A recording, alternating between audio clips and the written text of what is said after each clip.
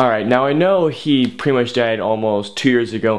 I feel that since this is his final film, I feel it is the appropriate time to finally say this. Farewell, Paul Walker. Farewell.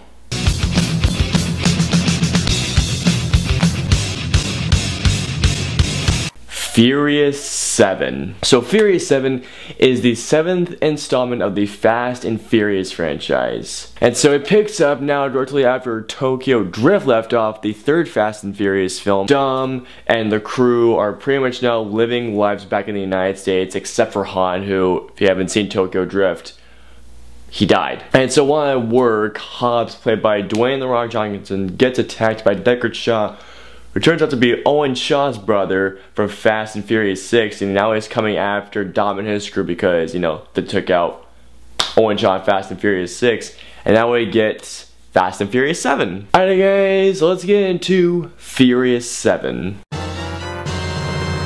Now in Furious 7, there's no story to it, but honestly, who goes into movies like this and expects an Oscar-winning story? When you go into a Fast and Furious film, you're expecting badass action, great racing, awesome cars, and some pretty nice stunt work.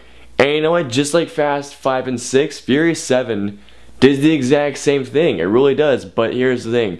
This ups the ante so much. When Paul Walker jumps off that bus onto Letty's car, tell me he didn't have to go Uncharted 2 during that scene. The acting is fine, it's serviceable, Vin Diesel's great, and for this being Paul Walker's final performance, for what he did in the movie before he died, I honestly thought he did a great job in this film. I'm not just saying that because he died 2 years ago, but I honestly thought that this was the best acting performance he's had in the Fast and Furious franchise because, you know, Paul Walker is pretty much the heart and soul of the Fast and Furious franchise. Tyrese Gibson comes back and he delivers his great one-liners once again. Dwayne "The Rock" Johnson comes back as Hobbs, even though he's not nearly as much as in this movie as he was in Fast 6.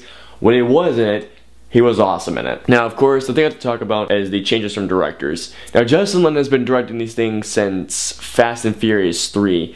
Now, James Wan, my favorite horror filmmaker right now, who has done The Conjuring, Insidious, and Saw, came to do Fast and Furious 7 or Furious 7. And I gotta say, even after all the troubles that they went through, James Wan did an excellent job helming this. He not only kept, you know, those big, awe-inducing stunts that defy gravity, but it also brought his sense of tension that he has in his horror films. James Wan not only shows he could do horror films, but big budget action films, and honestly, I can't wait to see what James Wan does after this for action films, because I know he's going back to The Conjuring 2, but now I'm really excited to see where James Wan goes for action films. If you're a fan of the Fast and Furious franchise like I am, the ending is guaranteed to bring you some feels. I'm not gonna lie, some tears were shed on my part. It's such a beautiful ending, and I gotta say, the ending shot, I couldn't have chosen a better way to end the film.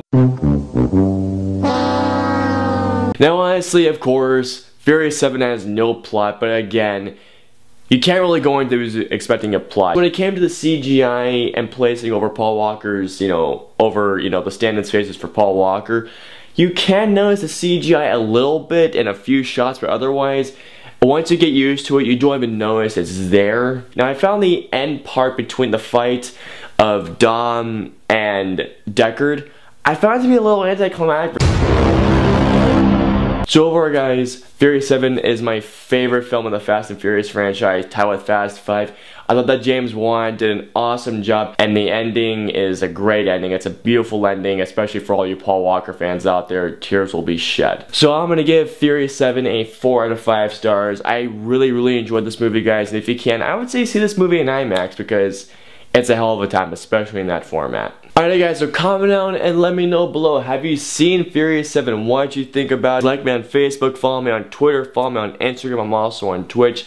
I try to release every Saturday night. I stream mostly horror games. But anyways, all the links to follow me on those platforms are in the description below. And I will see you guys next time.